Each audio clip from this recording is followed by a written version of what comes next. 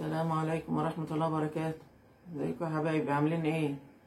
النهارده بقى جايه لي ايمان، رحت مطلعه كوسه وهخليها تطبخ لي كوسه.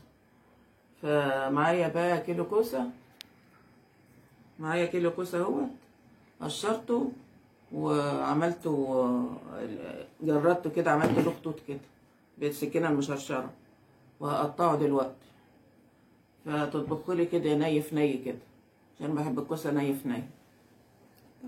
فهقطع بقى، هقطعه لها وهي رحت. مش هتسلمي يا امان؟ ازيكم يا حبايبي، عاملين ايه؟ ماما ما شاء الله تسمع ان انا جايه لها، راح مطلعه لها كل حاجه، تجهز لي على طول اي شغلانه اعملها لها. بس احسن على اساس ان انا مبقاش موجوده عندها، يبقى الحاجه جاهزه. حاجه موجوده عندي، ربنا يخليك ويبارك فيك انت واخواتك يا رب. الله يكرمك. بس فهي هتقطع لي الكوسه، بس هي انا جيت لقيتها غسلاها وعاملاها بالسكينه المخططه كده، مجرداها يعني. بحبها الشكل بتاعها كده، بيبقى شكلها حلو زي اللي هتتحشي.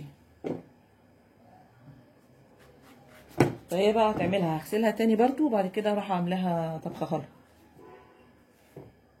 خليكم معايا يا حبايبي بقى على ما اجهزها كده وتوريها لكم. عملنا الكوسه، غسلتها بقى مكان التقطيع اللي هو ماما كانت بتقطعه زي ما انتوا شفتوا. هبتدي بقى احطها على النار هنا. احط اول حاجه شويه زيت، عاملاها في صينيه عشان لو حابه تدخليها الفرن تاخد وش جراتان، تبقى جميله جدا. لو لحقنا اعملها ابقى اعملها. هنا البصلايه انا خرطتها على الناعم كده، مش الناعم قوي يعني، بس مخرطاها.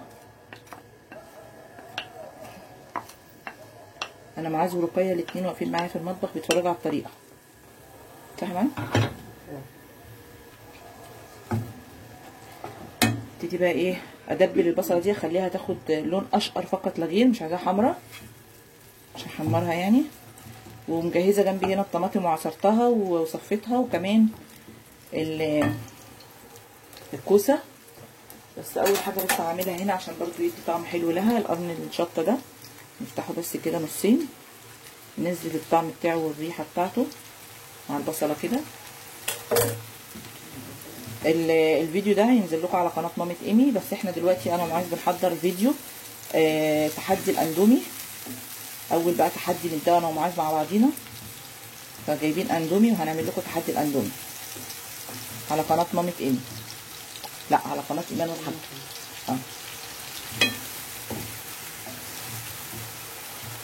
انتوا وقفتكم معايا بتخليني مش مركزه.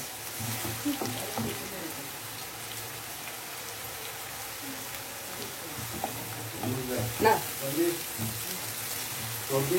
اخليها بقى لغايه ما تاخد لون كده وارجع لكم. بصوا ادي البصله خدت لون اشقر كده، مش عايزه غير اللون ده. هبتدي انزل بالكوسه. بسم الله.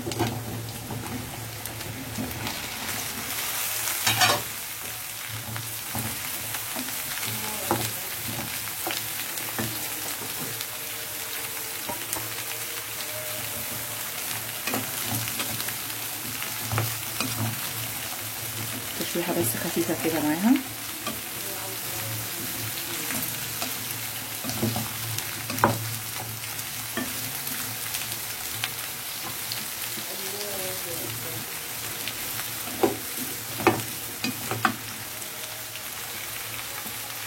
سخنه بس شويه، هجيب حاجه كده نسيبيها عشان عايزه اقلب. الطماطم هاتي رفيع الطماطم، يعني احنا رفيع جايبين دوت عشان متهزش كده. ننزل بقى بغسيل الطماطم المتصفيه. بسم الله الرحمن الرحيم.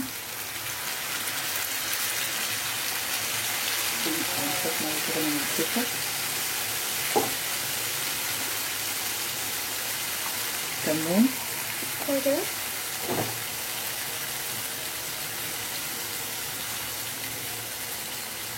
حبة مية صغيرين كده،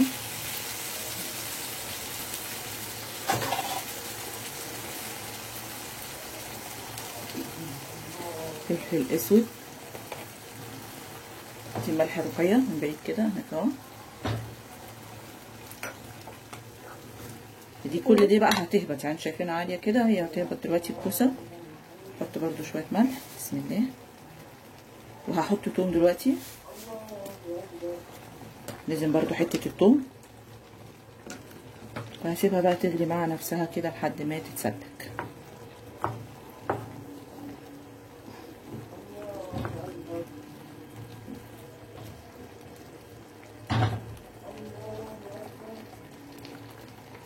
دي التومه، حطيت حته تومه كده كويسه،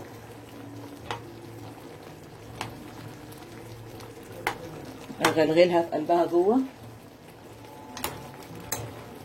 واحطها كده لحد ما تدوب في قلب، عشان نطلعها من الفريزر تدوب في قلب التخديعه. وهي غليت كمان هي شويه حلوين. انا سايبه قرن الفلفل الحامي عشان برضو يديها الطعم. في الاخر خالص بروح شايلاه مع الصلصه كده، اخليه برضو شويه، اغطي عليها بقى زي ما قلت لكم، اسيبها تسبك، ولو احتاجت بقى شويه ميه او شويه شوربه اللي متاحه عندك دي فيه. بتعمل زي البطاطس صح؟ ايه؟ بتعمل زي البطاطس. زي البطاطس، لا بس فرق بقى. البطاطس انت بتحط البتاع ني البصل، لكن انا هنا صفرت البصله، في فرق. بس كده هنسيبها مع نفسها ونبقى نرجع لكم تاني. الصلصه عندي اتسبكت زي ما انتم شايفين كده. هبتدي بقى احط شويه شوربه عشان تسويها. عندي شوربه هنا برضو طلعها من الفريزر بس ساحت فكت شويه يعني. احط بقى المقدار اللي انا عايزاه. انت ما عندكيش شوربه حطي ميه، تمام. وظبطي برضو الحوض كفايه قوي كده. خليها برضو تتسبك وتغلي بقى مع بعضها وتستوي معاها بقى.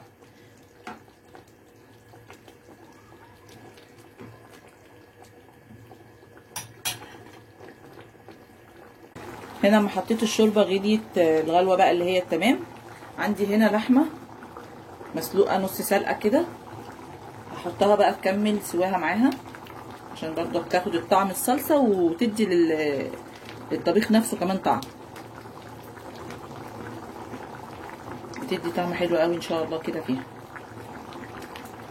يستووا مع بعضهم وكمان اللحمه تكمل سواها وتاخد من طعم الصلصه بالشكل ده. هي اصلا الكوسه دخلت في السوا كمان.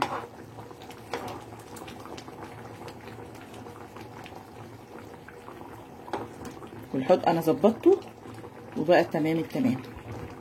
بس كده.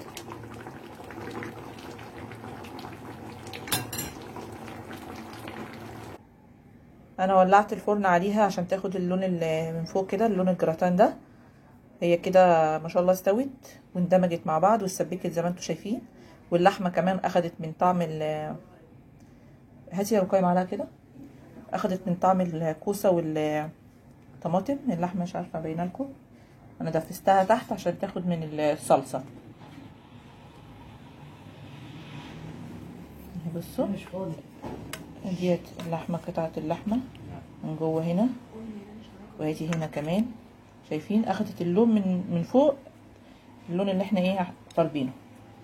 ودي صينيه الكوسه باللحمه المسلوقه. يا رب الفيديو يكون عجبكم. شجعونا بقى بلايك وشاهدوا الفيديو معانا. والسلام عليكم ورحمه الله وبركاته.